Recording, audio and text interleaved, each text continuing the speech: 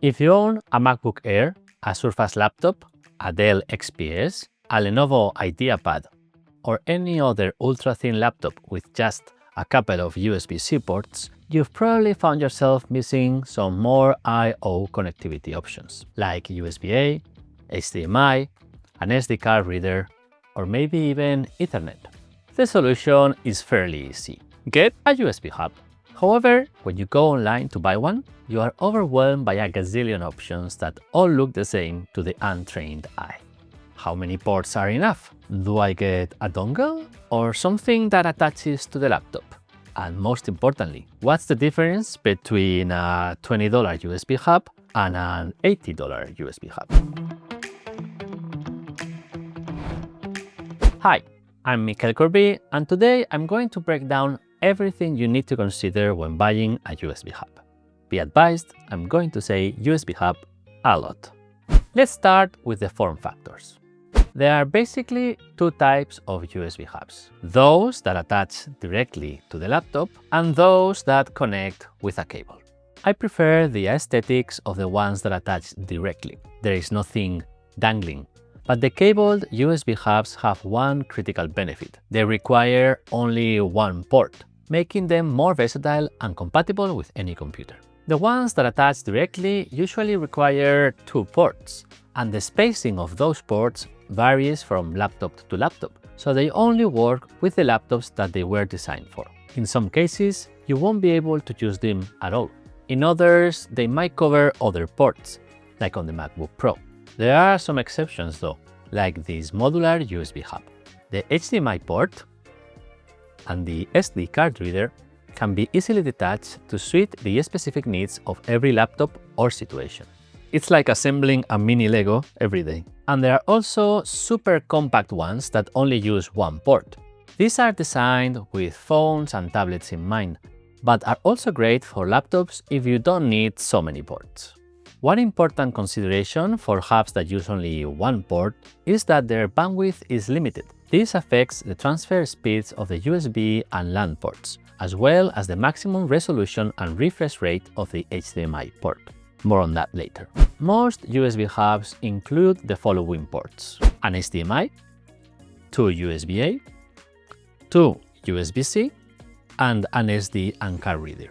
In some cases, instead of a second USB-C port, you can get a USB hub with a LAN port for Ethernet, or maybe a third USB-A port, but it's always 2.0, so much slower, at 408 megabits per second. We'll talk about that later.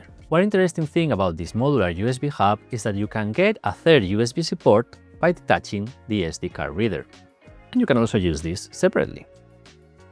However, there's one important thing to consider. In most hubs, one of the USB-C ports is only for power delivery, and the others are standard USB 3 ports.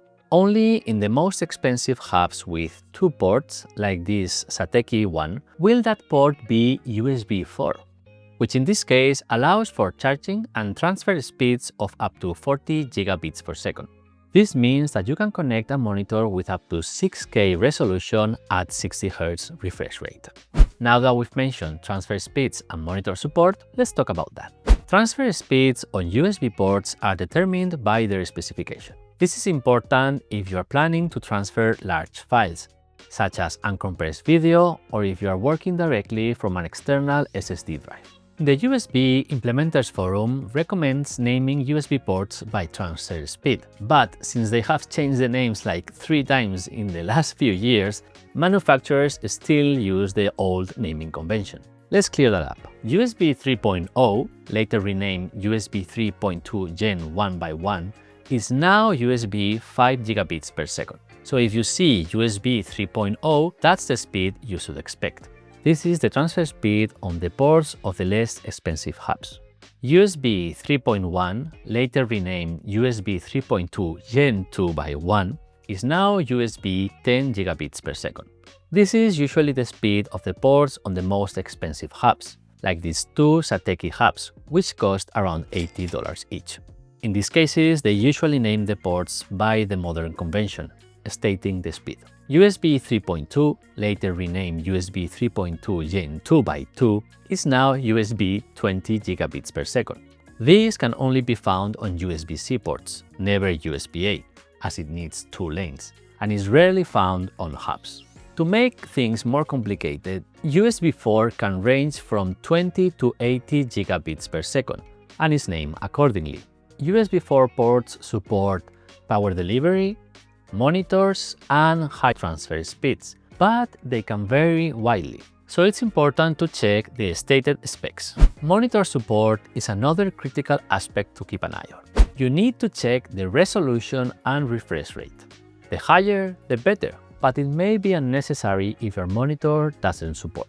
Cable USB hubs like this one only support up to 4K at 60 Hz via their HDMI port. It doesn't matter if they are cheap or expensive.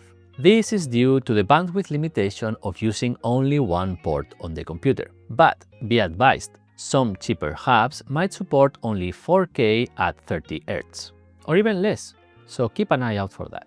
The same goes for the hubs that attach directly to the computer. For example, this Dygma modular USB hub supports 4K at 60 Hz through the HDMI port, but this cheaper BHHB M82 only supports 4K at 30 Hz.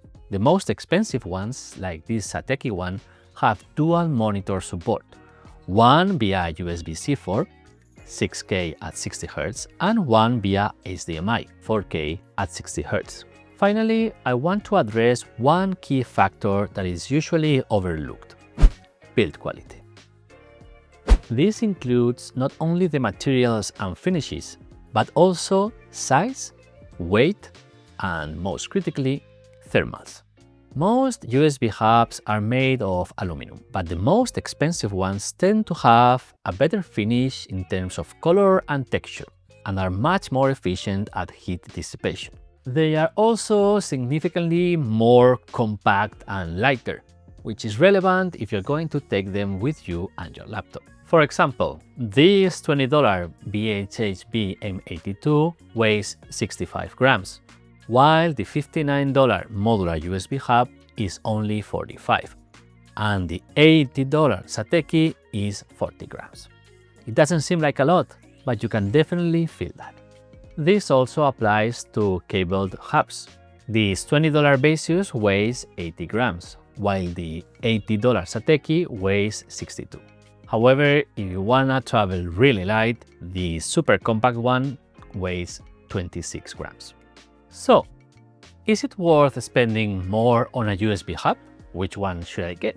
I would say it depends a lot on your use case. If you only need it occasionally, a cheap cable USB hub will do just fine. If you really need the higher transfer speeds of 10 gigabits per second, then spend a little bit more money and get the expensive one. However, if you're going to use the hub constantly, I would definitely choose one that attaches directly to the laptop and spend a bit more money. The modular USB hub is a great choice. It offers the aesthetics and functionality of a hub that attaches to your laptop, but you can convert it into something more compact with an extra USB-C port. This will work on any computer, and you get these two separate adapters. But if you need dual monitor support and higher transfer speeds, I would recommend something like this Satechi, even if it's a bit more expensive. Finally, if you want to travel light and maximum versatility, I wouldn't overlook the compact USB hub. You can use it with your phone, tablet, and laptop to gain extra ports, and it fits in the palm of your hand. And it's transparent. I love transparent tech. We've included links to all the hubs mentioned in the description, but these are just examples. The key takeaway is what to look for when buying a USB hub. Full transparency. The links are not affiliated, but we do sell the modular and compact USB hubs on our website as part of the Dygma Select collection. If you want to learn more about what else is part of that collection, check out these other videos. And please tell us which USB hub you use, if any. We read all your comments. Until the next one!